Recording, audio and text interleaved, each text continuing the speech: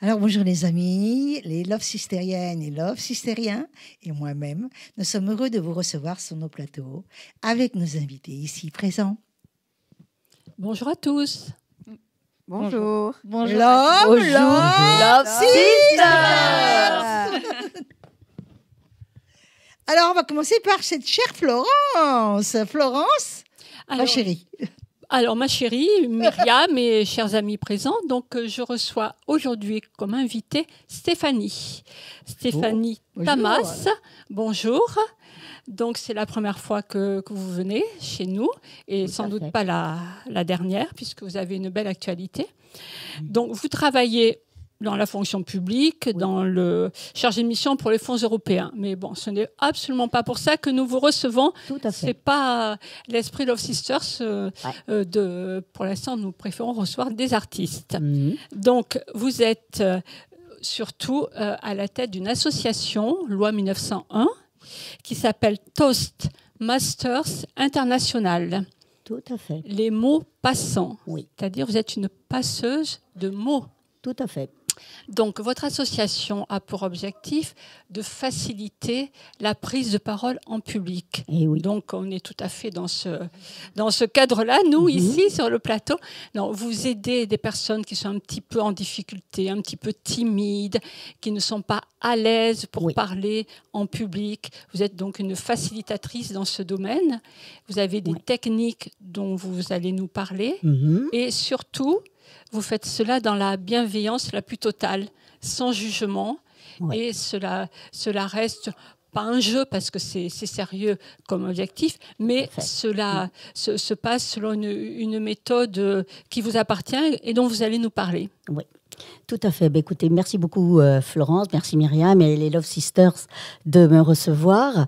En effet, l'association Toastmasters International Les mots passants est un club qui existe depuis 2015 et notre objectif est bien évidemment d'aider les personnes qui sont stressées, qui manquent de confiance en elles, à savoir prendre la parole en public avec confiance pour pouvoir justement passer un certain nombre de caps quand elles ont au niveau professionnel des réunions à faire, elles ont des présentations à faire et qu'elles se sentent bien évidemment totalement désemparées. Donc dans un cadre bienveillant, c'est-à-dire que nous avons des réunions une fois tous les 15 jours, le lundi soir de 19h à 22h, dans lequel les personnes vont petit à petit prendre la parole en ayant des discours qui vont aller de quelques secondes à 7 minutes maximum pour prendre confiance. Alors, c'est dans la bienveillance parce que, bien évidemment, toutes les personnes qui sont là sont des personnes qui sont dans la même situation. Donc, il n'y a absolument pas de jugement puisque tout le monde a peur au départ. Personne ne veut prendre la parole. On bégaye, on a des mots, des donc, du coup, enfin, tout ce genre de choses. Et petit à petit, avec une méthode simple qui est une méthode on apprend en faisant, eh bien, les personnes prennent confiance en elles jusqu'à un moment donné où c'est elles qui réclament de prendre la parole. Et là, on se dit, c'est fantastique. Quand les personnes sont pressées de vouloir faire les improvisations, de vouloir faire les discours, de participer au concours, parce que nous avons ensuite, jusqu'au niveau international, un concours de discours qui démarre en français, mais pour le niveau international, c'est en anglais. Là, on se dit qu'on a gagné parce que les personnes ont une telle confiance en elles qu'elles se sentent suffisamment fortes, comme moi aujourd'hui, pour venir sur un plateau de télévision. Oui. Ce qui n'était pas du tout mon cas au départ. On voit qu'effectivement, vous êtes totalement à l'aise. Donc, vous avez auto-pratiqué votre méthode. Donc, c'est mixte, je suppose. Tout à fait. Nous recevons... Il y a plus de femmes ou d'hommes quand même ? Il y a quand même plus de femmes parce que c'est vrai que la prise de parole en public, pour les femmes, est beaucoup plus difficile. Elles se sentent toujours remises en cause. Elles ont peur de s'affirmer, peur de leur authenticité. Elles ont peur de se faire couper la parole par les hommes aussi. Voilà. Et, il faut s'affirmer. Porte moins aussi. Tout à fait, elles ont peur et donc nous les aidons à justement, non seulement au niveau gestuel, au niveau de la posture, au niveau de la voix, à savoir s'exprimer et à prendre toute leur place. Alors, il y a de la bienveillance, mais quand même, vous aidez à corriger des défauts. Donc, comment vous faites si quelqu'un dit sans arrêt du coup, en fait, j'ai envie de dire, tout à fait, ou même fait des fautes de français, de grammaire.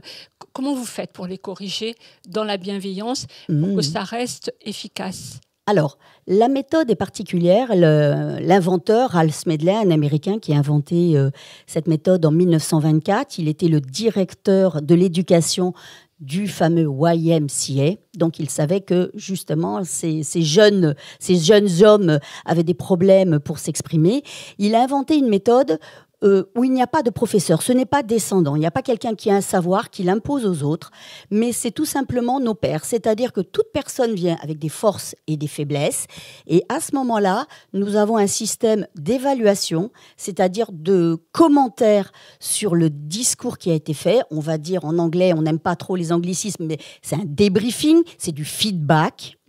Et donc, toutes les personnes qui vont être présentes dans la salle vont, avec bienveillance, faire un retour à la personne. Et si cette personne reçoit 3-4 messages lui indiquant qu'elle a fait des donc, elle va donc se dire « Ah, ça, c'est un point à travailler ». Et à travers cette méthode, et les personnes qui sont présentes, moi-même, j'ai été mentor d'une personne qui était nouvellement arrivée, eh bien, je vais l'aider à travailler ces points pour que lors de ses prochains discours, eh bien, elle enlève un point. Et on va travailler au fur et à mesure de l'année, une partie, un point qui est son point faible à ce moment-là, jusqu'à un moment où elle va travailler le fond, la forme, la gestuelle, les déplacements, puisque c'est important. Nous avons des personnes qui veulent devenir conférencières, nous avons des personnes qui veulent avoir une promotion au niveau de leur entreprise et à qui ça a grandement servi, qui sont venus nous voir, nous remercier ensuite en nous disant j'ai pris ce poste que je ne pensais pas pouvoir prendre. Je me trouve à faire des conférences.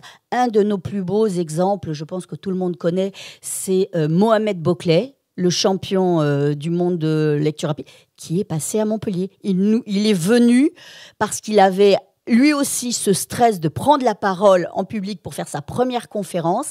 Il est venu nous voir. Il nous a fait, on va dire maintenant, l'honneur de nous présenter ce qui allait devenir ses conférences parce qu'il ne se sentait pas à l'aise et il avait besoin d'un retour. Donc, nous lui avons fait ce retour. Alors, je ne suis pas certaine, mais je crois qu'il a fait l'amphithéâtre de la fac de Montpellier. Ah, mais il fait des choses magnifiques maintenant, il est partout. J'ai grand plaisir à même à le suivre sur TikTok et autres, sur tous les réseaux sociaux. Mais voilà, il faut savoir que même lui, s'il a l'air brillant aujourd'hui, à un moment donné, il a un peu douté. Et il est passé par Toastmaster. Mais je crois qu'on doute tous. Oui, tout à fait. Oui, c'est ce qui fait notre humanité. Hein. C'est tout bien aussi de douter, parce que tout quelqu'un qui est trop sûr de lui-même, c'est presque gênant. Oui. Parfois, hein. Si vous avez envie de poser une petite question avant que Florence reprenne le cours. On est attentif. Oui, prendra pour moi aussi. Oui. Voilà. Donc, c'est des petits groupes qui se retrouvent 2 fois par semaine, non, 2 fois par mois. Hein. Oui, c'est 2 fois par mois, une fois tous les 15 jours. Le lundi. Une question. Vous avez une question, pardon, je vous ai coupé. Ça serait peut-être intéressant pour moi aussi, parce que j'ai du mal à m'exprimer aussi. Vous êtes invité. Vous êtes invité. Ici, ils donnent tous les coordonnées. Vous êtes invité, bien évidemment, puisque la méthode fait que nous invitons, les personnes peuvent participer 2 fois gratuitement pour découvrir la méthode, pour voir si l'environnement, les rituels qui sont nécessaires, parce que c'est une structure à l'américaine. Donc, je précise qu'il y a un certain show, il y a une certaine façon de présenter les choses. Donc, vous êtes tous grandement invités à venir tester. Et si ensuite ça vous convient, et si vous avez envie de progresser, bien évidemment, vous serez tous les bienvenus. À toi, cher ami. Enfin, moi, je trouve que c'est vachement intéressant parce qu'il y a plein de gens qui sont confrontés à ce problème de se mettre devant le public. Oui. Ne serait-ce que prendre la parole.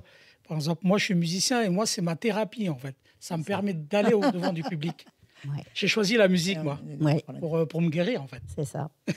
Et toi? Et moi, c'est marrant, je l'ai avec le corps, avec la danse, le mouvement. Et c'est vrai que parfois, on a besoin de défendre aussi notre travail et de le passer à travers la parole, les mots. Et les mots, c'est aussi, ça a beaucoup de langage, de puissance aussi. Ouais. Donc, le choix des mots est important pour pouvoir mettre en valeur ce qu'on essaie de représenter à travers notre art. Ouais. Mais si j'allais... Allez, je vais vous dire une petite anecdote sur moi. Justement, pendant très longtemps, je n'ai pas voulu parler parce que j'avais peur de l'influence des mots que je pouvais dire et du poids des mots, comme on dit, hein, et de se dire que je pouvais influencer quelqu'un avec des mots. C'est obligé. Mais tout à fait. Et donc, c'est pour ça que je me taisais. Je ne voulais pas parler. J'avais peur d'être un peu un gourou qui influence du côté négatif. Et je suis rentrée à Toastmaster et j'ai compris tout l'intérêt de pouvoir mettre des mots MOTS sur nos fameux mots MAUX. Voilà. Donc, Stéphanie, si on veut adhérer à votre association, elle se trouve où déjà à Montpellier? Dans quel quartier? Alors, l'association se trouve dans le quartier des Beaux-Arts. Nous sommes Beaux-Arts, ça tombe bien. déjà, Oui. voilà, on a bien Tout à fait. choisi. Je m'en doutais. On a fait exprès. Voilà, nous sommes situés au 85 rue du Lunaret. C'est l'école ICFA qui nous reçoit. Et pour nous rejoindre, vous pouvez nous trouver sur Facebook, sur Internet et sur Meetup. Toastmasters avec un S, parce que nous sommes les maîtres du toast, vous savez, le fameux verre qu'on soulève. Ça s'appelle Toastmasters, les mots passants. Merci Voilà. pour cette générosité, n'est-ce pas, Florence? Merci beaucoup. Merci à vous. Merci. Tous Et les nous quatre. vous suivrons donc sur votre page. Alors, tu restes Merci. avec nous un petit peu. Restez avec nous.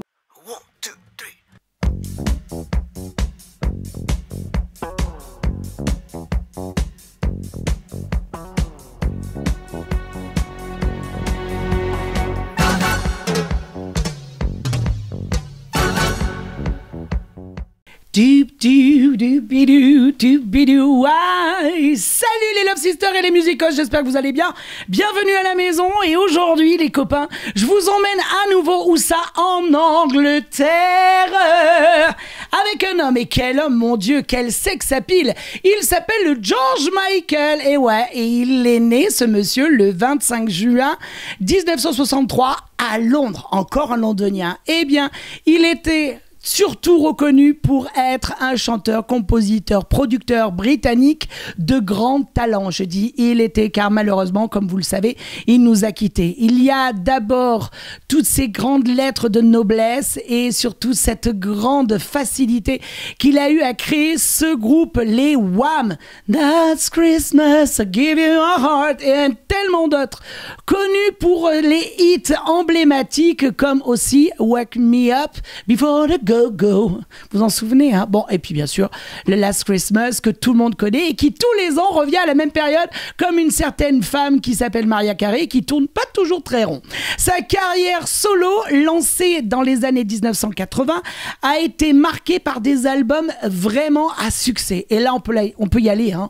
On peut y aller fort. Faith, ça c'était l'album qui, à mon avis, est un des plus iconiques, qui a propulsé son statut de superstar au niveau mondial. Michael était aussi, surtout, reconnu pour sa voix puissante. Et ouais, et ses performances, et ouais, et son charismatique, j'en rajoute, et surtout ses façons de faire, ses réflexions, sa façon de danser, son move, son thème de l'amour, et puis bien sûr de sa sexualité qui était plus exacerbée, et il aimait beaucoup la mettre en musique pendant les années 90 avec le fameux I want your sex, tum tum tum tum tum tum tum. Hey, et au-delà de la musique, il était aussi engagé dans diverses causes sociales, notamment la lutte contre le VIH et contre le sida. C'est une personne qui a su suivre la ligne, et la bonne ligne, celle que nous a aussi amené Dalida sur ce combat de tous les jours, car ça peut arriver à tout le monde, alors surtout sortez couverts. Et bien sûr, George Michael malheureusement il a décidé de nous quitter le 25 décembre 1916, je sais plus quoi vous dire, juste vous dire une chose, laissez-le vivre encore parce qu'il est resté emblématique et que sa musique est d'une notoriété durable. Et ça, si j'en bafouille maintenant, c'est parce qu'il est temps de laisser la place à l'une des plus belles Love Sisters de la planète. Qui ça? Bah, vous plaisantez ou quoi? Vous êtes tous les premiers à sauter sur votre téléphone pour aller regarder l'émission ou sur votre télévision. Myriam Vato-Lelouch? Non, allez, Mumu, ma chérie, c'est à toi. Marjolaine, est-ce que tu peux me dire un peu de toi? Un peu de moi. Oui. Moi, j'ai eu le plaisir d'être à vos places il n'y a pas très longtemps et je suis très heureuse de rejoindre une nouvelle Love Sistérienne. On va dire que c'est une Love Sistérienne maintenant. Et donc, tu nous dis un peu qu'est-ce que tu fais? Alors, moi, j'ai une association qui s'occupe des futurs et des jeunes parents avec des enfants pour rompre un petit peu l'isolement que peuvent rencontrer surtout les jeunes mamans, mais de façon plus générale, les jeunes parents. Et je fais pas mal de formations aussi autour du bien-être. Comment on fait pour tu es sur les réseaux? On peut te trouver? Alors, l'association, c'est Les Chouettes Parents. Et donc, c'est sympa. C'est sympa. Les chouettes parents.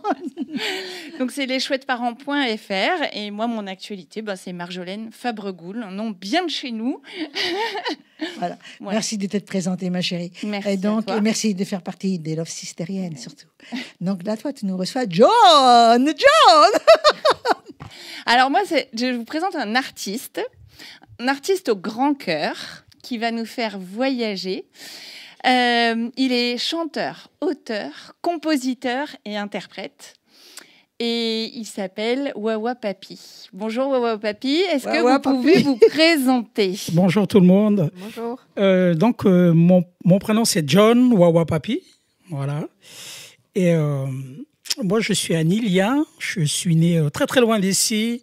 Je suis né exactement à Vanuatu. Oui, d'ailleurs il y a le t-shirt. Voilà. Vanuatu. Voilà, peut-être que tout le monde ne le sait pas.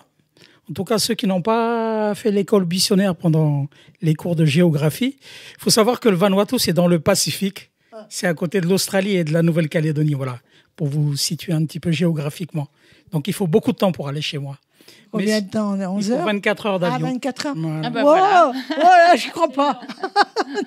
C'est beaucoup. Tu y vas de temps en temps? Oui, bien sûr, j'ai toute ma famille là-bas. Mais sinon, j'habite ici en France et en Ardèche. En Ardèche. Voilà. Très beau paysage aussi. Tu viens d'Ardèche, là? Là, j'ai fait 2 heures pour vous voir, là, les filles. Alors, on peut que le remercier. Merci beaucoup. C'est génial. Et les gars aussi, parce qu'ils... Alors, Wawa Papi, est-ce que vous pouvez nous parler de votre univers, de ce qui vous inspire et qui vous motive justement dans la chanson? Alors moi, j'ai grandi avec la musique, donc c'est quelque chose qui m'a pris très très tôt. À cette époque, j'étais à Vanuatu, donc je faisais mes études. Et ensuite, on m'a envoyé en France pour continuer mes études. Et mes parents voulaient que je sois notaire ou autre chose. Un métier, entre guillemets, normal. Sérieux, oui. Sérieux. Sérieux. Sauf que moi, dans ma petite tête, je voulais être musicien. Donc voilà, j'ai gardé ma ligne de conduite. Et aujourd'hui, je suis intermittent du spectacle. Et la musique, en fait, ça me motive tous les jours. Donc chaque jour que la vie Dieu fait, voilà, je fais de ma vie la musique. Oui. Parce que je trouve ça... Déjà, moi, c'est ma thérapie, comme je le disais. Et je trouve que ça fait du bien tout autour. Donc, pour moi, c'est très important. Quand je dis Dieu fait, je ne pense pas à la religion, je pense à la foi, c'est tout. Hein. Oui, bien sûr. Voilà. Mais j'ai compris, voilà. Alors, vous avez un univers qui est très typique avec vraiment des sonorités de Vanuatu, mais pour autant des paroles qui sont très intemporelles. Est-ce que vous pouvez nous en dire plus? Qu'est-ce qui vous inspire à écrire ces chansons? Alors moi, c'est comme la chanson du pain que vous allez... Qu'on va écouter tout à l'heure. Vous allez écouter. C'est les choses de la vie, en fait, qui m'interpellent, qui m'inspirent. Et puis, j'ai une petite histoire sur cette chanson, comment je l'ai créée. C'est les petites actions de la vie. Les rencontres avec les gens. De ce que les gens peuvent me dire, ça peut devenir de la musique. Donc, faites attention à ce que vous me dites. Voilà. On l'avait compris, hein. On l'avait compris. Hein. Voilà. Et c'est ça qui me motive de faire le métier que j'aime, c'est-à-dire faire de la musique et surtout partager. Oui, d'ailleurs, cette chanson, elle parle quand même énormément du partage et de ces valeurs-là, de solidarité, d'aller vers son prochain, mais toujours dans des sonorités de chez vous. Oui, forcément, parce que moi, j'ai grandi là-dedans avec la culture de l'éducation que j'ai eue, c'est-à-dire en étant allé à l'école, mais j'étais enseigné aussi par ma culture. Voilà. Qui est très forte. Donc, je me considère un petit peu comme l'ambassadeur de mon pays. C'est-à-dire, je suis là non. J'essaye en tout cas de faire connaître aux gens le Vanuatu parce que c'est un beau pays. Oui, bien sûr que c'est un beau pays, mais maintenant tu es entre deux, donc tu es quand même en France et tu ne peux pas renier que tu es en France. Oui, bien sûr, mais je n'oublie pas aussi d'où je viens. On n'oublie jamais d'où on vient. D'où c'est le sujet de la deuxième chanson que vous écouterez. Le petit Mélanésien. Exactement. Qui justement parle de ce déracinement-là. Exactement. Mais aussi du souvenir et de l'attachement qu'on a à ses racines. Est-ce que vous pouvez justement nous en dire plus sur cette chanson ? En fait, on est tous déracinés quelque part. C'est-à-dire qu'on est né quelque part, mais on vit ailleurs, la plupart d'entre nous, je pense. Hein. Voilà. Et donc, on est tous touchés par ça. Au quotidien, on le vit. Moi, je le vis encore plus parce que c'est très, très, très loin. Tu sais, moi, j'étais de Paris et j'étais complètement déracinée à Montpellier. C'est aussi dans ce sens-là. Hein. Donc, voilà. Et après, je me suis aperçue que finalement, lorsqu'on a un lit pour dormir, on peut fabriquer sa vie. Exactement. Mais voilà. Bien sûr, on est obligé. De toute façon, on n'a pas le choix de se fabriquer sa vie. J'ai une chanson qui parle de ça aussi, donc.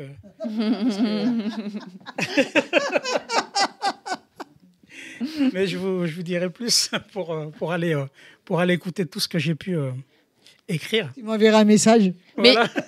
Mais du coup, où est-ce qu'on peut écouter vos chansons ? Alors moi, j'ai fait un premier album qui est écoutable sur toutes les plateformes en tapant Wawa Papi. Wawa, Wawa, c'est comme Wawa. Voilà. W-O-U-A-H. Non, W-A-W-A-P-A-P-I. Alors, qu'est-ce que ça veut dire, justement, Wawa Papi ? Wawa Papi, c'est mon nom traditionnel.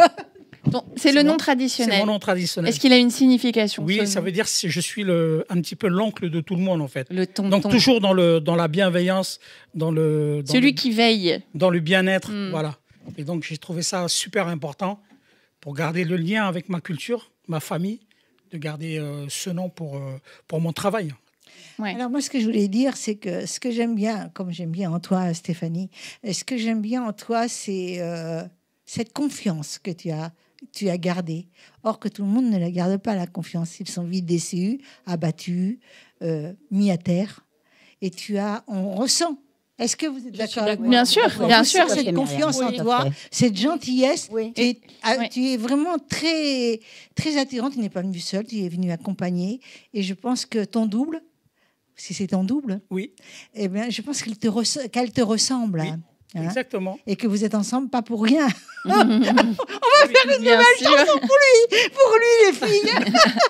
On a écrit les paroles. Je pense que la rencontre, elle se fait autour de ça aussi, mais on est obligé d'avoir... Enfin, c'est pas évident de prendre la parole, d'avoir confiance en soi, mais c'est un combat de tous les jours. Et donc, moi, je viens de très, très loin. Donc, je me dois, en tout cas, d'avoir confiance en moi, même si tout ce que je fais n'est pas forcément... Moi, je suis juste qu'un simple intermittent du spectacle. Tout ce que je fais avec le cœur. Et ça s'entend et ça se sent dans les chansons. Ça se voit, ça vraiment. Les gens peuvent aimer, les gens peuvent ne pas aimer. Mais moi, en tout cas, je sais que, avant toute chose, ce que je fais, c'est ce que j'aime. Ouais. Vous avez des questions à poser, s'il vous plaît ? Moi, ça m'émeut beaucoup. Ouais. Ça résonne énormément, ce que tu dis. Moi, j'avais quitté ma famille à l'âge de 12 ans pour un choix artistique. Et en y repensant aujourd'hui, c'est vraiment, je pense, avoir pris la bonne voie et de garder confiance. Et je trouve que c'est cette humilité qui ressort très profondément chez toi et de la sentir au quotidien, la construire à travers un art aussi. Je trouve ça fabuleux. Ça peut que permettre de le rendre universel et de toucher au maximum tous les êtres qu'on est, quoi. Oui. En fait, ce que je fais, moi, je ne calcule pas. je fais ça vraiment avec le cœur, voilà. Ouais. On sent une Et grande toi, tu veux sincérité. poser une Moi, question? j'allais dire, oui, je sens la sincérité et l'authenticité. Et- Ça transparaît dans ce que tu dis. Et... En tout cas, si vous on le sent. vous le prenez comme ça me fait plaisir parce que je pense que je suis... Enfin, je me dois de respecter ça parce que c'est ce que j'aime déjà. Et puis, être artiste, c'est pas facile. Hein. Non. Voilà. Pas du tout. Alors, et toi, Surtout en vivre, peut-être. Mais... quelle question tu poserais après tout cette interview de John? J'ai dit eux. Je compte le nombre. Dans ton pays, finalement, est-ce que les gens sont fiers de ce que tu es devenu? Eh ben, les gens sont très très fiers parce que déjà par rapport à la chanson du pain qui a fait le buzz. Hein, Oui. Voilà, on pourra. On l'a vu à la télé, elle est passée sur les plateformes aussi, les réseaux sociaux, elle a fait le buzz. Oui. Cette chanson, du coup, pourquoi elle a fait le buzz? Alors, je À pense votre que avis. c'est par rapport au contenu Oui. et par rapport au texte, à la mélodie. Ça parle de partage, ça parle pas d'autre chose en fait. Et moi, c'est ma façon de voir le monde. Parce que la galère, je l'ai connue aussi. Je pense que quand tu connais la galère, tu es obligé d'aller dans ce sens-là pour dire que le partage, c'est la seule chose qui pourra nous sauver. Oui. Tu vois, aujourd'hui, je pense que la société, elle prend un autre chemin. Mais moi, je pense que c'est comme ça qu'on va se sauver tous. Et On va se sauver chacun, mais je pense pas que ça prend le chemin. non, ça prend pas le chemin. Ouais, alors, du coup, Communique pas assez. ouais, du coup, on va écouter des deux superbes Le chansons. joindre, alors. Mais où est-ce qu'on peut écouter l'ensemble de vos œuvres? Regarde la caméra. Alors, pour m'écouter, c'est sur les plateformes et sur les réseaux. Donc, vous tapez juste Wawa Papi, W-A-W-A-P-A-P-I. Et pour l'album, c'est La chanson du pain. Voilà. C'est facile à retenir en plus. Hein. Ouais. En tous les cas, ça fait un plaisir de t'avoir. Merci beaucoup. Merci Ouais. beaucoup. Ouais, ça fait un vrai plaisir Dis d'échanger le avec dernier vous. mot de la fin, ma chérie. Merci beaucoup pour votre cœur et votre partage. Et merci. Merci en tout cas. Merci, Wawa Merci. Papi. Merci en tout cas.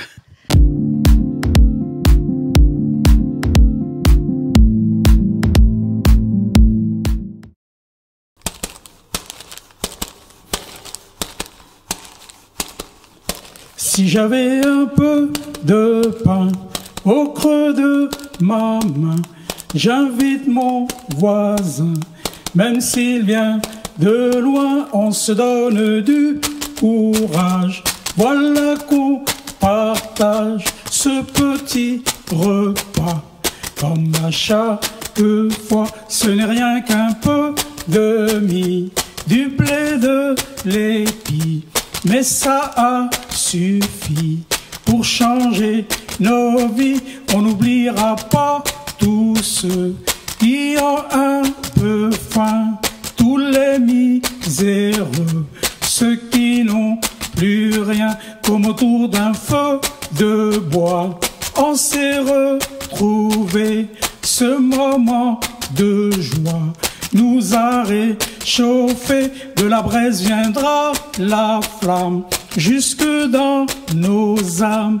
Et pour être heureux, il nous faut très peu. Ce n'est pas un grand festin, oui, mais c'est bien mieux quand il y en a pour un, il y en a pour deux. S'il nous reste quelques miettes au fond de l'assiette, c'est pour les oiseaux avec un peu d'eau. Si j'avais un peu de pain au creux de ma main, j'invite mon voisin, même s'il vient de loin, on se donne du courage. Voilà qu'on partage ce petit refrain qui nous fait du bien. S'il faut bien partir un jour, il aura fait le grand tour. C'était un pas de géant, il y repense bien souvent. Et le bleu de l'océan, ce n'est que sur les écrans. Il y replonge bien dedans, comme pour se sentir vivant. Perdu dans cette grande ville, le petit mélanésien, dans son cœur le soleil brille.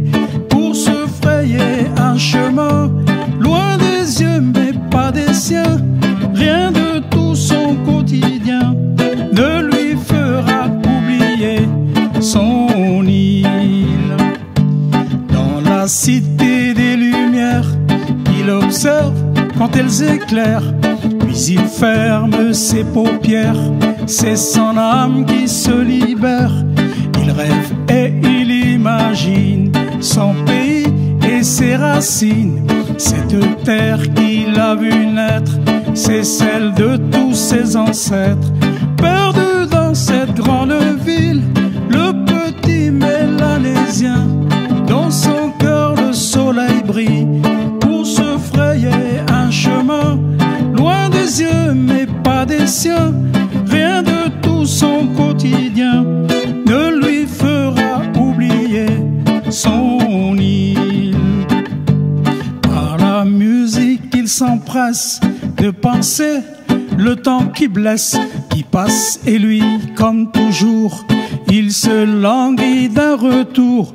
Reviendra-t-il pour goûter ces parfums qui l'ont bercé juste avant de tout quitter, même ceux qui l'ont tant aimé? Étranger et en exil, le petit Polynésien, tant bien que mal dans la vie, il veut construire son destin. Dans ton eau, petit poisson, nage, nage vers l'horizon, car tu veux revoir un jour ton île.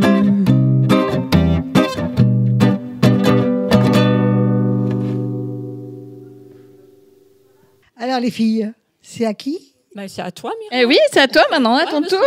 Alors moi, j'ai le plaisir de recevoir Clara Villalba. Bonjour. Je l'ai bien dit, hein? Oui, Bonjour. c'est parfait. Je t'ai déjà eu au téléphone, nous avons parlé longuement ensemble. Tout à fait. On a senti tout de suite venir la complicité. Oui, et puis moi je suis ravie de pouvoir être auprès d'artistes incroyables. Là. C'est vraiment un réel plaisir d'échanger et de voir voilà, autant de personnes portées par tout cet art et générosité.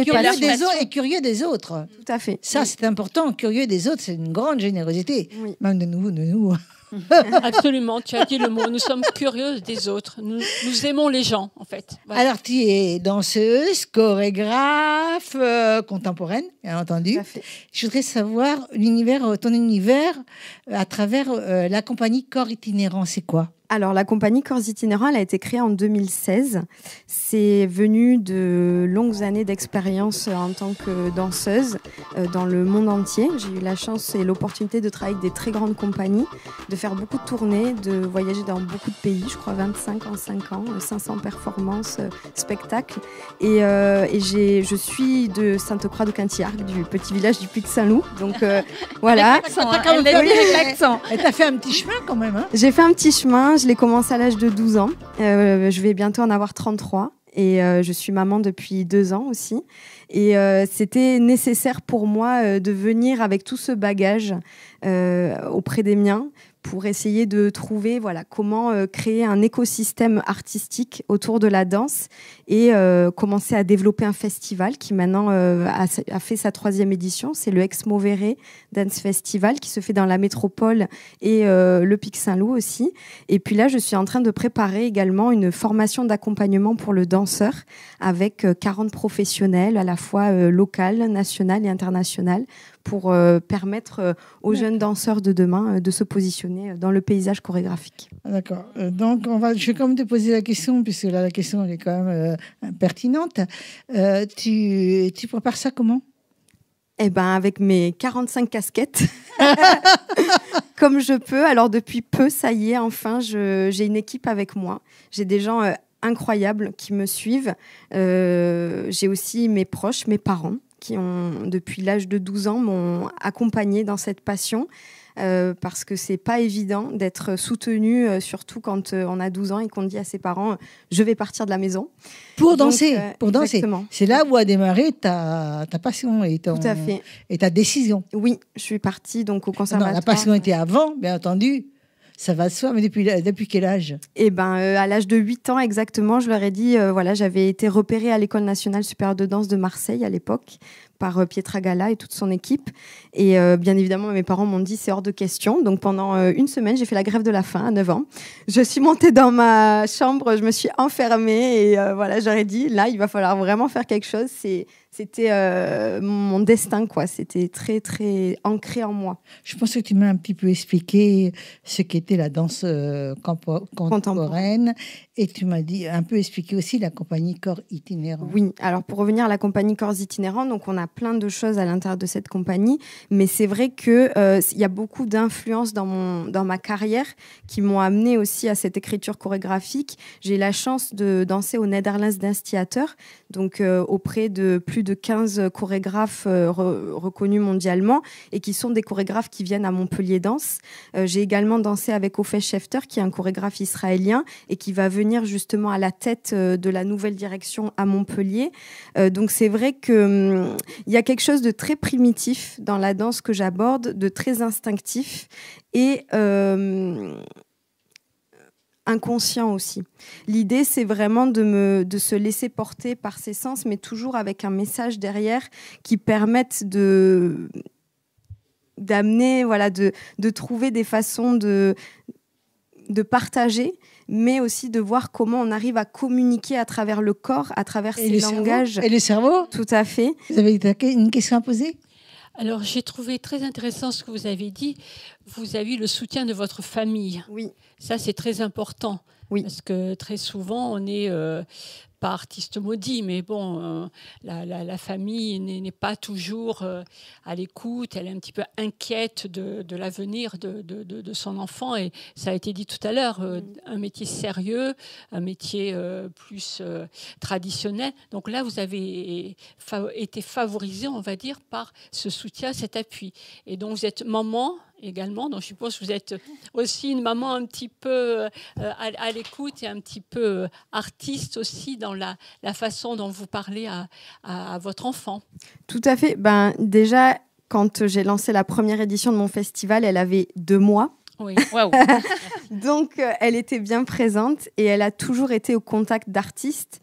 Nous, on a fait en sorte et on continue à faire en sorte qu'elle se sociabilise tout en gardant son identité à elle et justement de ne pas reproduire des schémas comme voilà, je suis danseuse, ma fille sera danseuse. Non, elle choisira son destin, ce qu'elle souhaite, tant qu'elle est entière dans ce qu'elle est. Bien. Et toi, tu vas poser la question? Oui, moi je pense à toutes ces jeunes filles, ces jeunes garçons qui se rêvent d'être danseurs. Et on sait que c'est un métier qui n'est pas facile. Est-ce qu'il y a un conseil à leur donner Ben, je pense rester soi-même.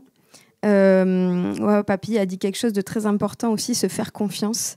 Faire confiance à son intuition et ne pas oublier d'où on vient. Voilà. Ouais.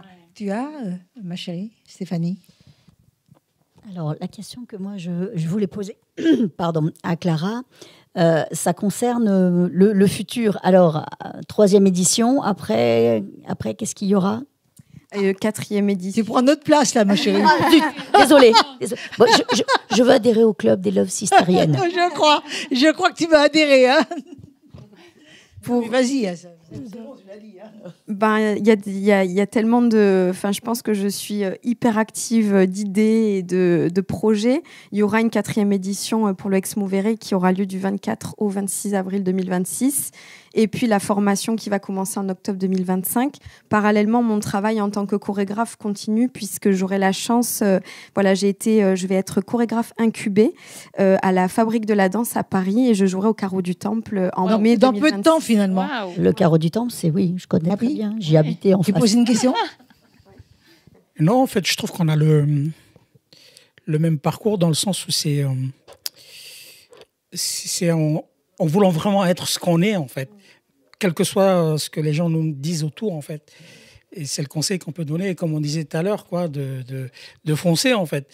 Parce qu'on ne peut pas vivre de regrets. Voilà. Combien de millions de gens ils font des métiers aujourd'hui, ils veulent pas vraiment le faire, en fait. Complètement. Alors qu'ils auraient aimé faire un autre métier, par exemple, dans l'art. Mais c'est vrai que l'art, c'est pas facile. Mais avec un peu de confiance, avec l'aide un petit peu des gens tout autour, on peut y arriver. Ouais, exactement. Ouais, disons que les gens ont peur dans notre société d'être atypiques. Ils pensent être atypiques alors qu'ils sont... Elle est forte, hein, elle est forte. Hein. Désolée. Et tu peux poser une question. Dans Excusez-moi. Mais c'est bien de rire aussi. Hein. Il faut. Dans votre compagnie, vous êtes combien de danseurs en totalité? Alors, on n'est pas, comment dire, c'est pas une troupe. Disons que je suis toute seule, moi, en tant qu'interprète, mais j'ai aussi un duo avec 2 danseurs. Et j'espère avoir les moyens de pouvoir développer plus parce que, comme on le sait aujourd'hui, il y a des coupes budgétaires qui sont extrêmement importantes et que moi, j'ai aussi pris le parti de pouvoir structurer la compagnie et ça prend beaucoup de temps. On commence à avoir petit à petit un club de mécènes qui commence à se créer. On a un petit peu de soutien aussi de la part quand même des subventions publiques. Mais c'est vrai qu'entre l'ambition de ce qu'on souhaite créer et la réalité, il y a quand même un gouffre. Et voilà, je me dis que tous les jours, j'essaie de œuvrer, de travailler beaucoup pour me dire, voilà, je construis quelque chose. Et quand je vois l'ampleur du festival qu'on a maintenant, on a eu 800 personnes en 3 jours, des personnes qui sont venues de toute la France et même de Hollande. Donc, à force, ça commence à se développer. Et... C'est encourageant, en tout cas. Oui. Voilà, exactement. Oui. Moi, je vais te poser une question très simple. Et en même temps, d'une réalité, ça ne m'étonne pas, mais pour les auditeurs, je ne pense pas pour vous d'ailleurs, ces casquettes entre chorégraphe et danseuse, tu les manipules très bien? Je dirais casquette entre chorégraphe, danseuse, chargée de communication, administratrice. Ça, c'est trop dur. Voilà, il y a beaucoup de choses. Je pense que... Tu maîtrises? Alors, on maîtrise jamais tout, je pense. On se laisse traverser, surtout. On se laisse éprouver et on éprouve. Et tout en restant soi-même et surtout avec un objectif, un fil conducteur qui est le rêve. Pour moi, c'est de faire en sorte que ces rêves que je visualise, ils puissent s'acter, se matérialiser. Et je suis très contente de... Corps itinérants, c'est quand même des corps qui sont en itinérance, qui sont en mouvement constant. Et pour moi, le mouvement, c'est la vie, c'est le mouvement. Et peu importe dans les projets dans lesquels on se laisse porter, c'est de continuer en fait à être en mouvement à l'intérieur de ça. D'accord. Donc, si tu devais faire danser le monde entier, sur quel mouvement tu le ferais danser? Je le fais maintenant, le mouvement? Oui. Ce serait juste très simple. Hein. Ce serait simplement d'élever. Bravo. Merci. Clara, je voulais te dire, tu es vraiment, pendant cette interview, et je crois que vous êtes d'accord avec moi, un art vivant qui fait voyager le corps et l'âme. Et comme tu fais voyager le corps et l'âme, tu vas regarder la caméra et nous dire comment on fait pour te joindre, parce qu'il y aura beaucoup de personnes qui auront envie de joindre. D'ailleurs, toute l'équipe ici présente aussi.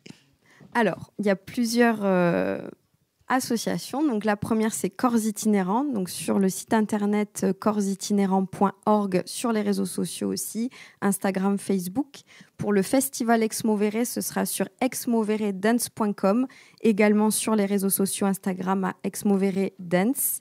Et ensuite, pour la formation InMorphosis, le site internet, c'est in-morphosis.com et sur les réseaux sociaux à InMorphosis Contemporary Dance Program. Bravo, bravo. Merci. Alors maintenant, on va te voir en live. Oui. On a la surprise de voir 2 medley de danses différentes.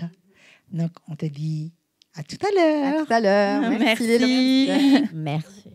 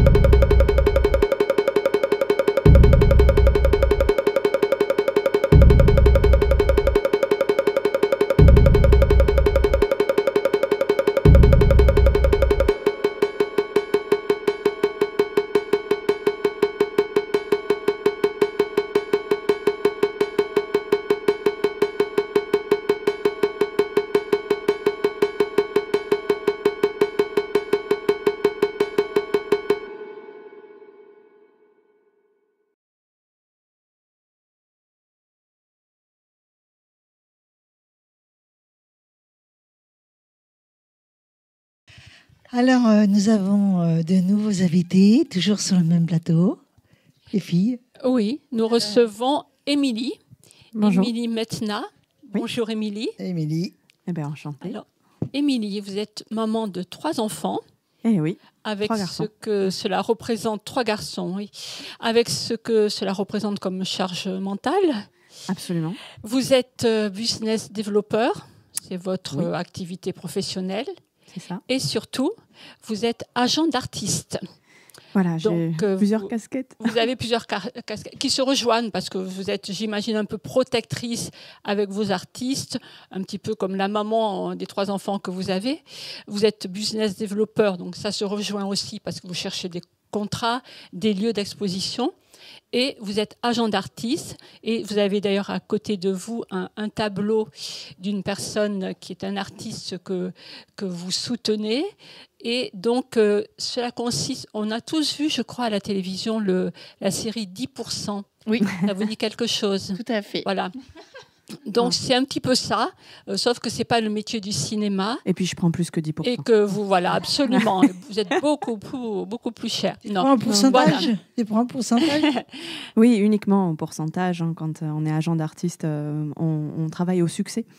Voilà. Et donc, Émilie, vous aimez l'art sous toutes ses formes, mais essentiellement l'art visuel, celui qui se voit, la peinture, la photo, les paysages valorisés. Et donc, vous avez aussi la chance d'être agent d'artiste et vous êtes aussi la compagne d'un artiste que nous connaissons bien dans notre région, qui s'appelle Jeanne Noah. Oui, c'est comme ça que tout a commencé en Et fait. voilà, c'est lui qui vous a demandé un jour s'il pouvait se reposer sur vous Ah oui. de toutes ces activités annexes qui consistent à choisir un lieu d'exposition, à négocier, à se faire payer, etc. Enfin, tout cet Oui. aspect-là. C'est pour ça que je disais que comme vous êtes business developer, vous mettez aussi ces compétences au profit de votre activité. Tout à fait. Ça. Bah, vous avez bien résumé. Oui. Oui, mais moi, ce que je vois dans tout ce qu'elle fait et dans tout ce que tu fais, t'occuper de 3 enfants, Oui. c'est pas facile. Hein. Mais après, c'est pas un frein. Quand on est bien organisé et quand on a le tempérament que j'ai, on arrive à tout combiner D'accord. malgré tout. Mais il y a quand même une limite. Une certaine gymnastique. Tu es obligé et de avoir une limite de personnes dont tu veux t'occuper. C'est grâce au fait que je sois maman de 3 enfants que je fais la carrière aujourd'hui d'agent d'artiste et d'agent. Dernière question. Moi, je suis là pour l'agent Est-ce que tu d'artiste. comptes faire un 4e enfant? Est-ce que tu comptes faire un 4e enfant? Absolument pas. Absolument pas. Non, non. Non, vos enfants, maintenant, ce sont vos artistes et les tableaux. Enfin, J'irai pas jusque-là. J'irai Non. pas jusque-là, mais en tout cas, c'est vrai que j'essaye justement, après avoir passé une dizaine d'années à vraiment pouponner, etc., de changer de casquette et de vraiment redonner à nouveau la place à la femme professionnelle que je suis et à reprendre un petit peu ma carrière en main. Je ne peux pas la faire dans un métier classique, dans les bureaux, parce que j'ai besoin de flexibilité familiale. Mais le temps que j'ai à disposition, je m'organise du mieux que je peux pour promouvoir les artistes en quels je crois. Donc, j'en ai une dizaine dans mon portefeuille. J'ai amené 3 exemples ce soir, aujourd'hui, pardon, Oui, ce soir. sur le plateau. Et comme vous le mentionnez, en effet, il y en a un qui est un petit peu plus cher Il y en a à un mon qui est dans cœur. votre cœur, Voilà. oui. Mais On c'est a Love compris. Sisters, quoi. On est Oui. aussi là pour avoir des coups de cœur. Pour avoir des coups de cœur. Et c'est souvent comme ça que ça fonctionne dans l'art. Parce que les gens, ils vont avoir un coup de cœur. Et moi, je fonctionne au coup de cœur. Quand il y a un match, que ça vibre, j'ai envie de soutenir l'artiste et de lui ouvrir des portes et d'aller promouvoir son art, le faire connaître. Mais c'est vrai que je n'aurais pas forcément pensé à cette carrière si je n'avais pas rencontré Jeanne Noah. Depuis, j'ai rencontré Christelle Fiol qui était venue chez Love Sisters, qui fait partie de mon portefeuille d'artistes aussi. Je la salue parce qu'elle est adorable, vraiment. Et je travaille avec d'autres artistes, dont Myriam Soufane, qui a fait ce tableau-ci, qui était architecte et qui aujourd'hui se très développe. joli, hein. Voilà, c'est du figuratif. Joli. On sent bien le trait, le fil, l'expression, le les trait yeux, très graphique. oui, Ouais. Et elle peint avec du vin.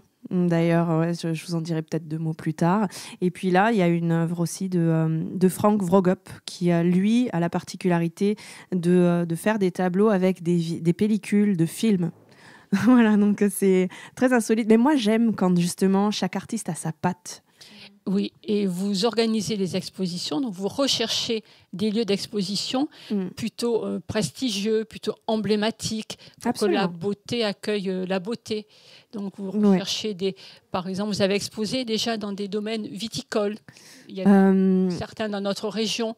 Alors, dans des domaines viticoles, non. Par contre, dans les chais Noilly-Prat. Dans les chais Voilà, les chais Noilly-Prat, c'est un Mhm. de mes clients. Ça fait 2 ans qu'on collabore, qu'on travaille ensemble, puisque ils font 2 expositions par an et ils délèguent en fait la recherche et l'organisation de ces expos. Voilà, ils passent par moi. Et donc, on a ouvert le bal en 2024, avec Jeanne Noah. Justement, c'était avec ce tableau-là qui était à l'affiche de l'exposition chez Noilly-Prat. Et cette année-là, dans un mois, puisque le 4 octobre, c'est Myriam Soufane qui va exposer dans les chais Noilly-Prat. Et elle peint avec du Noilly, figurez-vous, avec le vermouth, justement. Ça tombe bien. Oui, c'est original. Voilà, elle aime bien peindre avec... Tu poses une question ? Oui, moi je voulais savoir en fait comment ça se passe. Est-ce que c'est l'artiste qui vient à vous ou est-ce que c'est vous qui repérez les artistes, qui les contactez en disant je verrai bien votre travail dans tel endroit? Comment ça se passe? J'ai envie de répondre un peu comme Otis dans Astérix et Cléopâtre. Mon nom, c'est... Il n'y a pas de bonne ou de mauvaise situation. Dans le sens, les deux se font. C'est-à-dire, je vais contacter les artistes qui m'ont plu. Ça a été le cas aussi pour Loïc Allemand, par exemple. C'est un artiste que je croyais parisien. Je l'ai contacté sur les réseaux sociaux, vraiment de manière très décontractée, en mode j'adore ce que vous faites. Si jamais un jour vous cherchez un agent d'artiste dans le sud, contactez-moi. Et il m'a dit mais dans le sud où? J'ai dit entre Béziers et Montpellier. Il m'a dit mais je suis d'Agde.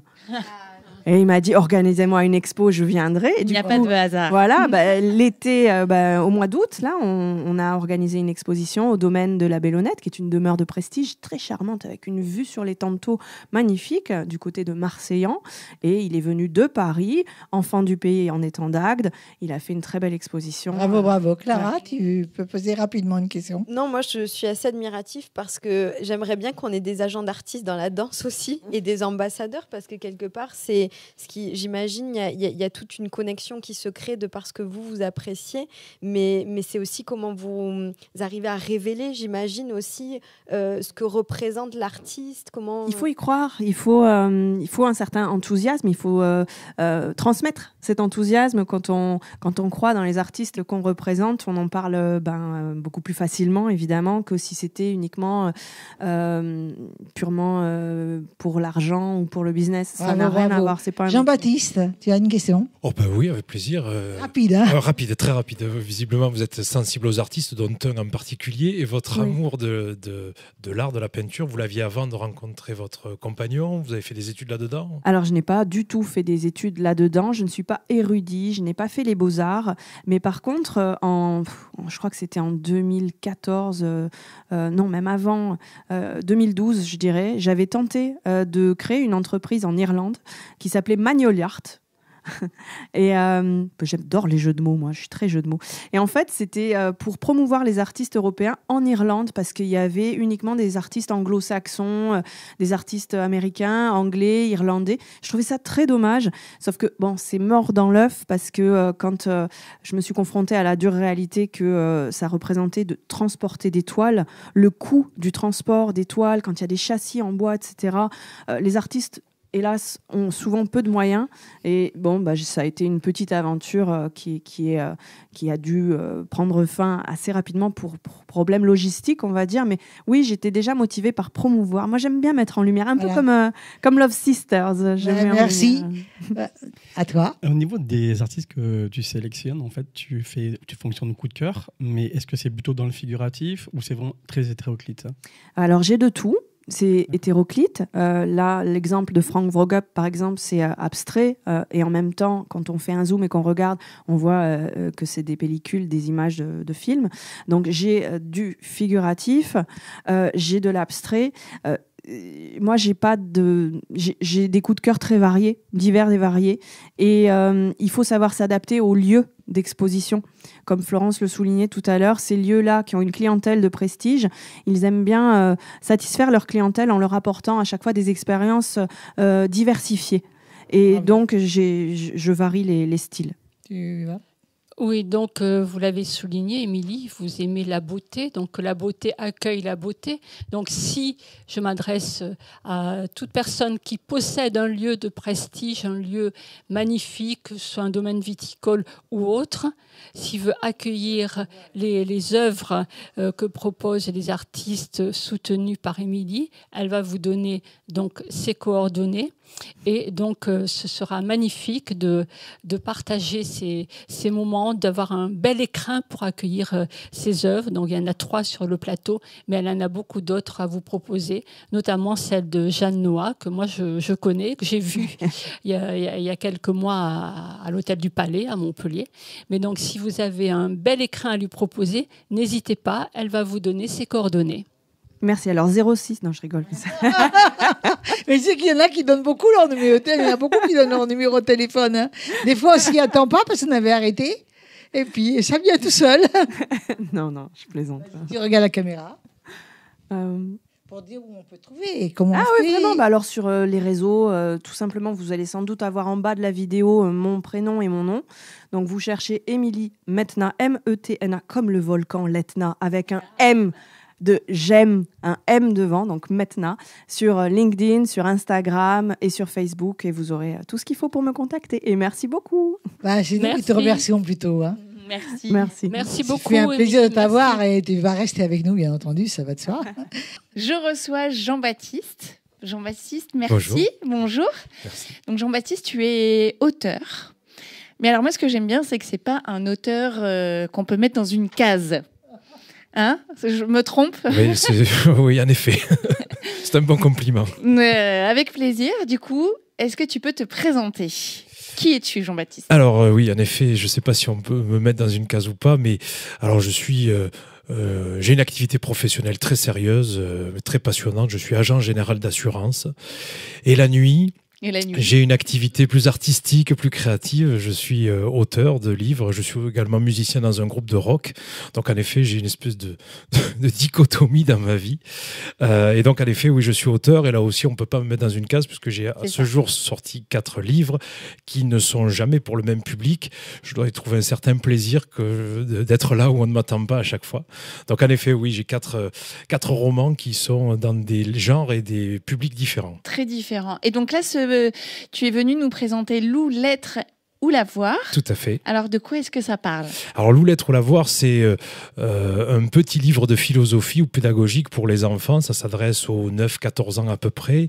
L'idée, ça m'a été inspiré de mes enfants, puisque moi, j'ai 2 filles et j'ai 2 sisters. C'est la raison pour laquelle je suis là aujourd'hui. Et donc, comme chacun d'entre nous qui avons eu des enfants, souvent, ce sont des petits êtres philosophiques qui phosphorent de plein de questions, parfois difficiles. Dont on n'a pas toujours la réponse. On n'a pas toujours la réponse, en effet. Donc, on tente le mieux possible d'apporter des réponses. Donc ça m'a été inspiré par mes filles qui avaient beaucoup de questions. Et puis bon, les enfants sont des petits philosophes, je le redis en herbe. Et donc ce livre, c'était ça. C'était du point de vue de l'enfant, quels sont les questionnements qu'ils ont à cet âge-là, 6-7 ans à peu près, et comment, du point de vue des parents, on peut y répondre. Donc c'est un livre qui rassemble les jeunes parents qui se posent des questions, parfois sociétales, je ne sais pas si on y reviendra, mais il y a des questions sur l'écologie, sur la fin de vie, sur l'amitié, etc. Et ces questions des enfants qui sont donc parfois des questions d'ontologie, de philosophie à proprement dit. Est-ce que ce sont des questions que tes filles t'ont posées ? La plupart, oui. Oui. Après, il y en a quelques-unes que j'ai un peu rajoutées, que j'aurais aimé qu'elle me pose, mais oui, tout à fait. Alors, je vais vous donner une anecdote. Quand j'attendais ma deuxième fille, on sortait de chez le gynécologue avec ma compagne et ma fille, donc bien plus grande, qui avait 7 ans de plus. Elle me dit, bon, papa, j'ai bien compris que pour avoir des enfants, il faut un papa et une maman. Donc, je m'attendais naturellement à ce qu'elle me dise comment on fait les enfants. Et là, elle me dit, mais le premier bébé, comment il est arrivé ? S'il y a un papa et une maman, il y a bien eu un premier bébé. Donc, elle avait la fameuse théorie de la poule et de l'œuf. Donc, je ne m'attendais pas du tout à cette question. Donc, il a fallu que je lui explique la théorie de l'évolution et pourquoi pas aussi. Voilà. Donc, c'était donc une idée, par exemple, qui m'est venue. Et donc, des questions comme ça que les enfants ont sur pourquoi on est amis, comment on devient amis. Moi, je viens d'une terre qui est Béziers où la corrida est une pratique courante. Et donc, ma fille me demande pourquoi on tue un animal, pourquoi on le fait souffrir, pourquoi les gens applaudissent. Donc il faut répondre à ces questions. Donc il y a aussi dans ce livre plein de sujets, voilà, sur la souffrance animale, sur la folie, sur l'amitié. Le deuil, je crois. Aussi. Le deuil, tout à fait, puisqu'il y a un papy dans l'histoire qui a perdu sa compagne, et donc le personnage Lou se pose des questions sur la fin de vie. Et, voilà. Et comment on fait justement pour se documenter et apporter des réponses simples à ces questions qui sont simples, mais pas si simples. Alors, j'ai pas la prétention d'apporter des réponses. En tout cas, mes personnages, qui sont les parents de l'enfant, apportent des réponses, mais ce ne sont pas des réponses fermes et définitives. C'est pour ça que je dis que c'est souvent un livre qui permet d'ouvrir le débat. En tout cas, les quelques lecteurs qui m'ont fait l'amitié de le lire, souvent, on partageait ce livre entre enfants et parents, et le soir, disaient « Alors, comment toi, tu l'aurais vu ?» etc. Donc, il n'y a pas de réponse à proprement dit, notamment sur la fin de vie. Il y a à la fin du livre la croyance du Père Noël qui tombe un petit peu, donc il n'y a pas de réponse à proprement dit. En tout cas, il y a des réponses de mes personnages. J'ai fait un père et une mère assez différents sur leur positionnement. Donc, il y a plusieurs réponses, et l'idée, c'est surtout d'aborder des sujets, d'aborder des notions, et peut-être dans les familles d'ouvrir les discussions sur ces sujets-là. Oui. D'ailleurs, le personnage, Lou, est-ce que c'est un garçon ou est-ce que c'est une fille ? Ah, merci de me poser la question. Mais avec plaisir. Ce n'est ni l'un ni l'autre. J'ai voulu faire un personnage non genré. On ne connaît pas le sexe de ce personnage. Volontairement, les illustrations le laissent flotter. Rien dans le livre ne permet de savoir si c'est un garçon ou une fille. Et moi, ce que j'adore quand quelqu'un lit le livre, c'est qu'il a imaginé que ce soit un garçon, qu'il ait imaginé que ce soit une fille, parce qu'il se retrouve ou parce qu'il a l'impression que tel trait de caractère, c'est plutôt féminin ou plutôt masculin. Et moi, je trouve ça génial. En effet, ce n'est ni l'un ni l'autre. Quand je l'ai écrit, parfois, je voyais une fille, en l'occurrence les miennes. Parfois, j'y voyais un garçon, peut-être le petit garçon que j'étais, mais en l'occurrence, rien n'est dit pour que ce soit un garçon ni une fille. Donc c'est la petite blague cachée que parfois les lecteurs ne voient pas.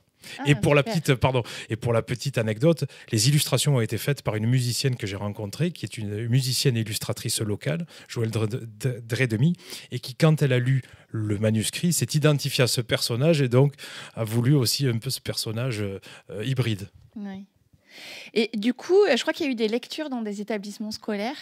Et quel a été le retour ? Est-ce que c'est toi qui as fait les lectures déjà ? Alors, pas du tout. Alors, l'écriture, c'est particulier. La peinture, j'imagine, c'est la même chose. Mais on écrit seul chez soi, on le publie, on le donne à des gens, mais on n'est pas avec la personne qui le lit naturellement. Donc, quand on a des retours, c'est toujours très particulier. Et quand on a des retours d'enfants, je disais, c'est des philosophes, mais même les jeunes lecteurs, 9, 10, 12 ans, c'est des vrais critiques littéraires. Alors j'ai trouvé ça génial. Donc en l'occurrence, j'étais à un collège à Montpellier qui ont lu le livre, qui m'ont fait des retours. Alors ils m'ont accueilli, je ne cache pas, comme si j'étais un héros, comme si j'étais un grand auteur français. Donc c'était très, très valorisant pour moi. J'étais très flatté. Ils ont voulu faire des photos avec moi. Ils m'ont posé des questions très intimes, très particulières sur l'écriture. C'est pas rien d'écrire un livre. Mais alors c'est pas rien, en effet. Et donc en effet, ils ont fait un retour. Ils ont trouvé ça génial, en effet, d'avoir ces questionnements et de voir ce personnage qui parfois était un peu l'ambassadeur de questions qu'ils avaient eues et qu'ils n'avaient peut-être pas su poser aux parents ou pour lesquelles ils n'avaient pas eu la totalité de la réponse. D'accord, très bien. Du coup, où est-ce qu'on peut trouver ce livre ? On peut le trouver sur Internet, ce qui est le plus simple. Oui. Oui, regardez, voilà. Il y a de très belles illustrations, en effet. Il est illustré... Tout le livre est illustré avec des illustrations magnifiques, enfin en tout cas que j'adore. Tenez. Et donc on peut le trouver sur Internet, on peut le commander en librairie et on peut retrouver les informations sur mes réseaux et mes plateformes. Et tes autres livres alors ? Alors mes autres livres, mon premier livre qui a 3 ans, 4 ans, Fruit de la chance, c'est un livre, c'est un roman de terroir, c'est une saga familiale, c'est une succession d'histoires de famille qui sont en l'occurrence les miennes de 1700 jusqu'à nos jours. Donc on est dans des petites histoires de famille. J'ai pris l'arbre généalogique. Alors pour tout te dire, j'ai fait pendant le Covid, pendant le confinement, j'ai cherché des occupations. Moi, ça a été l'arbre généalogique. Et vous savez, quand on fait l'arbre généalogique, on en fait cette espèce d'arbre immense là qu'on déroule. Et souvent, la généalogie a ceci, je ne veux fâcher personne, mais ça ne passionne que les généalogistes. En gros, pour parler poliment, ça a emmerdé ma famille et mes filles quand je leur disais, regardez, on a un ancêtre qui est né à Albi en 1600. Bon, bref.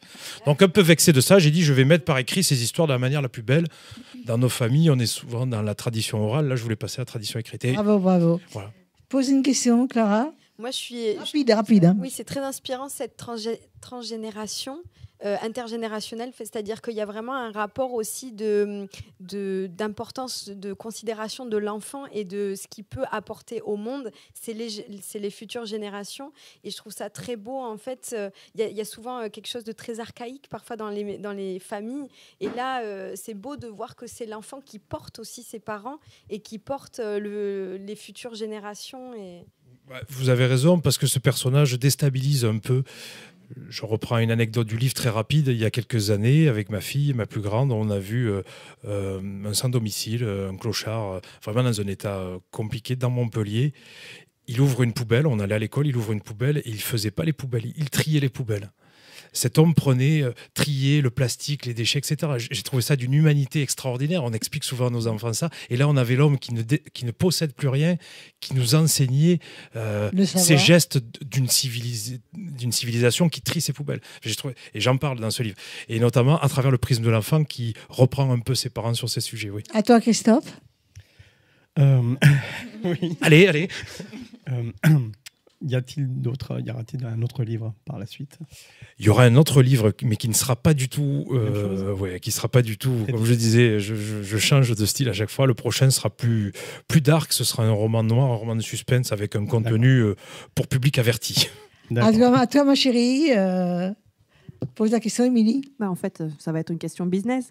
Comment tu fais pour promouvoir ton livre aujourd'hui et qu'est-ce qui te manquerait? Une personne comme toi.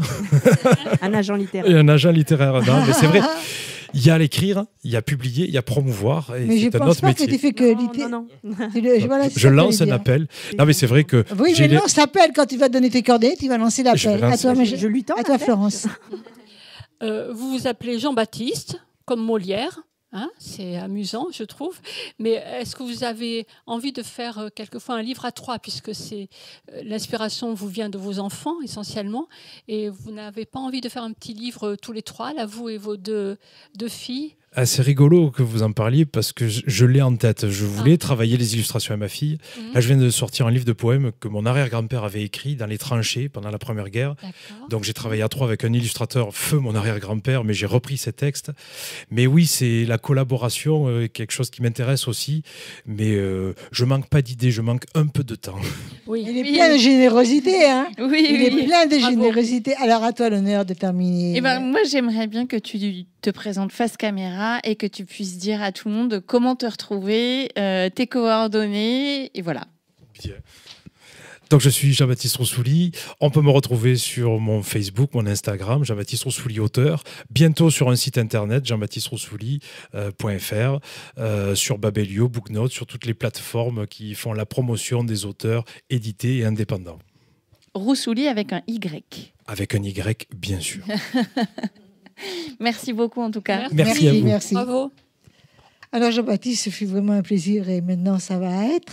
Mais à toi Myriam. À toi de nous présenter ton artiste. Il attend depuis tout à l'heure, mais il a bien participé, très bien participé. Alors, Christophe Sivet, on s'est eu longuement au téléphone. Bonjour. Bonjour. Donc tu es artiste peintre, illustrateur aussi je crois. C'est ça. Hein? Et tu explores les formes, les couleurs, l'imaginaire. Donc là, on va voir un peu tes tableaux. On va les regarder. Oui. C'est très beau. Tu les as amenés? Oui, ils sont là. Voilà, c'est ce que je suis en train de regarder. Waouh! Oh là là, j'adore là, les fonds mordorés, marrons. J'adore. Moi, je suis assez bluffée parce que vraiment, on dirait Moi aussi, je suis bluffée. On dirait hein. pas une peinture, on dirait vraiment une photo. C'est une quoi. peinture à lui, là. C'est incroyable. Tout à fait. J'adore. Et Merci. là, pourquoi cette idée d'un homme nu sur un tronc d'arbre? Excuse-moi, je me moque pas. Hein. Je me moque pas. Non, mais c'est pas. En fait, le titre, c'est Au-delà du temps immobile. Voilà. Et en fait, je suis parti sur le retour racine de l'homme, puisque l'homme vient de la terre. Voilà, j'ai développé cette idée. Et en fait, voilà, j'en ai fait ceci. Sachant que le paysage, normalement, il ne devait pas être de neige. Et puis, je suis parti sur un paysage de neige. Parce qu'il y a le côté froid et le côté chaud, en fait. Il y a aussi les branches qui poussent dans son dos. C'est ça. Hein? Oui, après, c'est l'imagination. Moi, je vois ça. Je vois qu'ils continuent. continuent. Les artistes parler de leur univers, c'est voilà, toujours, c'est génial. un voyage. C'est génial. Donc, tu vas dans des mondes parallèles. Donc, tout à fait. Hein? Oui. Après, il y a beaucoup d'inspiration. Quand j'étais plus jeune, je lisais beaucoup plus de livres fantasy, SF. J'ai été élevé, quand j'étais très jeune, avec Goldorak, Sankukai, tout ce genre de choses. Par la suite, donc c'était... Bah, oui, c'est obligatoire, si on n'a pas le choix.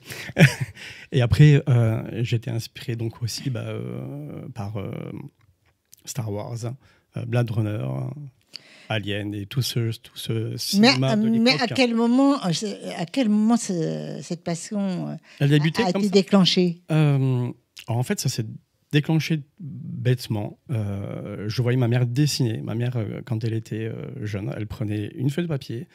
On a tous souvenir à l'époque, on s'écrivait des cartes postales pour les vœux. Donc, elle reprenait la carte postale et elle prenait ses crayons de couleur et elle y avait pas. Et d'un seul coup, par magie, ça apparaissait. Et en fait, ça m'est resté ancré. Et quand j'ai eu à peu près 14 ans environ, mes parents m'ont acheté, donc j'ai demandé des crayons, donc des carandaches à l'époque, des encres de couleur PBO. Et j'ai commencé comme ça, en fait. Voilà. Jusqu'à mes 18 ans, où mes parents m'ont acheté une boîte de peinture à l'huile. Et c'est là que tout a commencé. Tout s'est déclenché. Ah, voilà. Vraiment. Mais il y a quand même eu des cours, quand même, non? Pas du tout. Pas du tout. Je suis un autodidacte. Hein. Ce qu'on appelle pompeusement, j'aime pas ce mot, mais ce qu'on appelle pompeusement un autodidacte. Ouais. Oh, c'est très bien. C'est très bien, Florence. Hein. Après, j'ai des personnes qui m'ont aidé. Mais j'adore ton tableau, parcours. Là. Mon parcours. Je m'arrête un peu dessus, hein, quand même. Hein. J'ai des gens qui m'ont aidé sur mon parcours, quand même. Voilà. Et, alors, qui t'a aidé? Alors, un Australien qui s'appelait Fred Jessup, qui ne faisait pas du tout ça, mais qui m'a énormément conseillé, qui m'a dit attention, fais ça, attention à ça. Ça à 18 ans, on a encore un peu à apprendre. J'avais pas 18 ans, j'étais déjà un peu plus âgé encore. Un peu plus âgé encore. Plus, ouais. On a toujours à apprendre. Et puis, oui, tout à fait. Et une personne qui est toujours en vie, qui s'appelle Monsieur Machin, Roger Machin, exactement. Oui, ça fait bizarre, mais ça s'appelle Monsieur Roger Machin. Moi, ça me dit quelque chose. Et qui est de Marseillan, voilà, et que j'ai rencontré là-bas, parce que moi, là-bas, je suis de Béziers. Voilà. C'est très bien. Oui, c'est très bien. Je suis parti. Les terroirs d'un côté, c'est ça, bien. tout à fait. Ouais. Mais qu'est-ce qui t'inspire? Les gens, les... Non, c'est ce que j'observe, en fait, tout simplement. Ouais. Voilà. Au cinéma. C'est-à-dire que l'imagination, elle peut aller n'importe où, quoi. N'importe où. En fait, je peux partir... J'avais fait un éléphant rouge. Voilà. Et je suis parti, en fait, d'une petite photo d'un paysage de neige qui m'avait vraiment interpellé. Et j'ai tout construit autour, voilà, tout simplement. C'est extraordinaire. Il y a plein de choses comme ça, en fait, voilà. Extraordinaire. Hein. Moi, j'avais 2 questions. Oui. Vas-y, pose. Oui. La première, cours, hein, ma chérie. De manière générale, tu mets pour ces œuvres. Et la question du corps étant danseuse, c'est des corps qui sont nus, mais qui ne sont pas, qui se cachent. Et pas vulgaire, du tout. Pourquoi? Est-ce qu'il y avait un message précis vis-à-vis de ça? Voilà. Alors, pour le temps, ça va vraiment dépendre du moment où je peins, le temps que je peins. Autant je vais mettre 1 heure sur un petit détail, autant je vais mettre 3 heures sur un ciel, comme là, par exemple, comme celui-ci. J'ai mis 3 jours pour le faire, voilà, à peu près. Sinon, en général, en comptant, on va dire, je fais une estimation en comptant, on va dire, entre 6 et 7 heures par jour, ça met à peu près 1 mois. Voilà, en gros. Et l'illustration? Je finis de répondre à la deuxième question. Et les corps nus, Parce que il y a aussi quelque chose de très... je n'ai pas fait que des corps nus, hein, mais c'est vrai que depuis quelques années, je suis plus dans cette démarche-là. Parce que en fait, ça reste donc c'est mis à nu et donc en fait il y a une sensibilité et d'expression en fait tout simplement et on voit aussi les muscles ou par rapport aux hommes. Voilà. L'illustration, c'est sur des photos, sur des modèles vivants. Oui, là, quelqu'un a posé? Non. Non, personne n'a posé. Je suis parti de photos que je choisis, que je cherche, que je retravaille. Mais si quelqu'un t'envoie une photo, si une personne ah oui, bien sûr, t'envoie une photo, tu peux créer je peux créer quelque chose sans aucun problème. Avec les mêmes traits du visage. Tout à fait. C'est ça, c'est important, ça. Et là, il y a un message dans ce tableau. Il y a des racines. Il n'y a pas de message vraiment. Chacun y trouve ce qu'il Exactement. En fait, c'est un conte visuel. Oui. C'est ça. En fait, chacun va y voir quelque chose qui ne soit pas forcément ce que moi j'ai voulu interpréter. Il y a encore des fois, je ne sais pas toujours ce que je vais interpréter parce que c'est un tas de mélange de choses. Donc, il y a des moments où il y a la musique qui est là, il y a le temps, il y a les gens, il y a un tas de choses. Il y a la famille, il y a tout ça. Et donc, du coup, voilà, donc ça met beaucoup d'importance à la réalisation, en fait. Au fil des années, je pense que tu as changé. Oui, bien sûr. Tu peux m'en dire plus? Changer dans quel sens? Changer, sans doute aussi ta façon de travailler, comme nous tous. Ah oui, oui, largement, oui.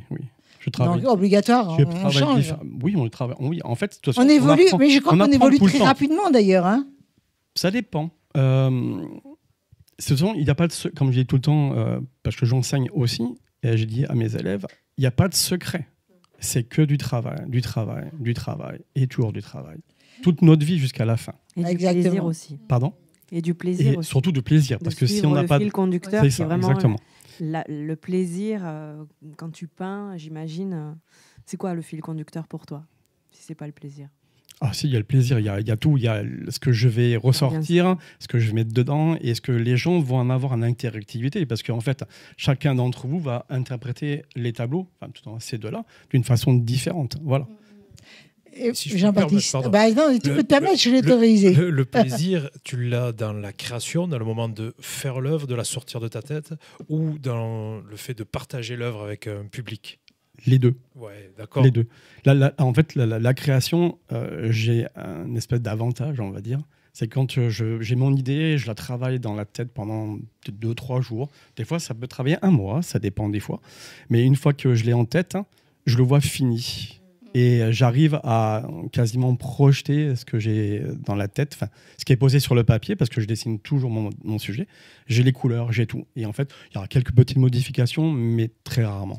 D'accord. Donc, je ne peux même pas te poser la question, quelle est l'œuvre dont tu es le plus fier? Parce que je pense qu'à chaque œuvre nouvelle, tu es fier. On est toujours fier. Alors, il y a des œuvres qui sont plus attachantes que d'autres, dont on ne veut pas trop se séparer. Parce qu'il y a eu une histoire, parce qu'il y a eu quelque chose. Voilà, par exemple, comme pour celui-ci, voilà, il y a eu quelque chose, donc un changement de vie. Donc, on le sent, il y a une âme. Vie, donc du coup, il y a un tas de choses, et ça serait difficile de m'en séparer. Mais bon. Tu as déjà collaboré avec des écrivains ou des magazines? Oui, j'ai déjà collaboré avec... alors, quand j'étais illustrateur, voilà, justement, j'ai collaboré avec des écrivains. Donc, ils me donnaient leur synopsis, et en fait, je lisais, et je leur proposais... un sujet, voilà, le travail de ce que je pensais, et en général, ça collait très bien. Très bien. J'ai une question importante à te poser. Que penses-tu? Je suis désolée de poser cette question face au tout numérique. Mon grand désarroi. Ouais, oui. Parce que en fait, l'IA, alors déjà, la création numérique avec Photoshop, j'en avais fait parce que j'ai travaillé avec des magiciens, donc il a fallu que je fasse des décors, donc avec 2 magiciens, donc il a fallu que je fasse des décors, donc déjà c'est une très très grosse création, c'est lourd, mais maintenant on n'a plus ce problème-là avec l'IA, et l'IA, pour moi c'est pas bien parce qu'en fait ça comment dirais-je, ça pique des morceaux d'œuvres de plein d'artistes et ça fait une composition. Ah oui. Et il n'y a pas forcément d'âme, il n'y a pas forcément d'intérêt. Alors oui, c'est peut-être très très joli. On reconnaît quand même la couverture de l'art numérique, hein, quand même. Hein. Pardon ? On reconnaît les couleurs, la couverture de l'art numérique. Mais après, je trouve que c'est pas une création en elle-même, quoi. Tout à fait d'accord. Florence. Oui, moi je pense que ce tableau-là, par exemple, on y voit de la sincérité, on y voit de la création. Un paysage de neige, alors que vous l'avez dit, vous êtes biterrois. Enfin, vous êtes oui, oui, je suis biterrois. Oui, voilà. Ça fait très longtemps que je suis à Béziers. Oui, voilà. Et donc, vous avez choisi ce paysage de neige. Il y a une raison. C'est ces arbres qui s'élèvent vers le ciel, qui sont... C'est l'élévation, c'est la terre. Voilà, c'est ça. C'est un tas de choses. Après, le côté froid était important quelque part après. Oui. Parce que si j'étais un paysage classique d'intérieur de verdure, d'arbres classiques, en fait, ça ne va pas matché comme ça. Là, il y a une rupture. Là, en fait, du coup, c'est aussi... c'est pas la fin de vie. C'est juste une transition. Et donc, pour se réélever. En fait. On se dépêche maintenant, à toi de poser une question. Non, moi je suis très curieuse de savoir où est-ce qu'on peut trouver vos œuvres, en fait. Ah oui, mais là c'est à moi de poser la question. Excuse-moi. Non, je voulais te poser une dernière question, oui. Christophe. Je pourrais être ton rêve pour la prochaine création. Est-ce que je pourrais être ton rêve pour la prochaine création? Ça peut se faire, il n'y a pas de souci. Christophe, oui. Je serai ton rêve pour la prochaine création. Pourquoi pas? Et je te demande de regarder la caméra et de nous dire comment on peut te trouver. Alors, vous pouvez me trouver donc sur mon site internet www.sivé-christophe.com, sur Facebook et sur Instagram, essentiellement. Je peux que saluer ton talent. Je salue le talent de vous tous. Merci. Merci beaucoup. De tous les artistes qui étaient là sur le plateau. Oui, absolument. Voilà. Très riche plateau. Très riche plateau. Oui. Je suis fière de vous avoir reçu et ce sera avec plaisir que je vous reçois une deuxième fois. Surtout les amis, n'oubliez pas de liker sur YouTube et sur tous les réseaux. Et on se fera un plaisir de vous répondre. Bye bye. Bye bye. Au revoir.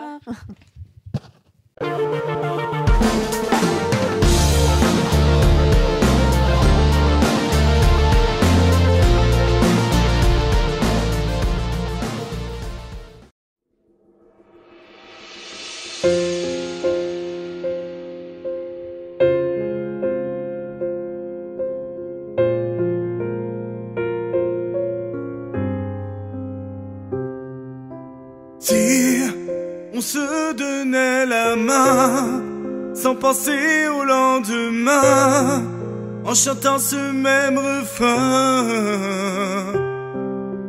Si on marchait tous unis, sans tabou, sans interdit, en avant pour le défi. Comment renier la différence? J'assumerai ton existence sous la nuance de ta couleur.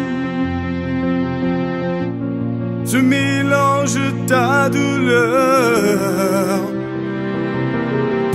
J'ai accepté cette ignorance. Et elle fut si profonde, si violente. Je n'ai pas compris cette haine. C'est pourquoi je ressens de la peine. Ah si on se donnait la main, sans penser au lendemain, en chantant ce même refrain. Ah si on marchait tous unis, sans tabou, sans interdit, en avant pour le défi. Je te vois souvent pleurer sous les regards des sans-pitié. Où est passée ta dignité? Je sais que tu n'as rien oublié. On offre la misère sur cette terre. Crois-moi, je ne vais plus me nous taire. Présent, je ne serai plus à genoux et je ne dépendrai plus de vous. Si on se donnait la main sans penser au lendemain, en chantant ce même refrain. Oh, si on marchait tous unis, sans tabou, sans interdit, en avant pour le défi. Si on se donnait la main sans penser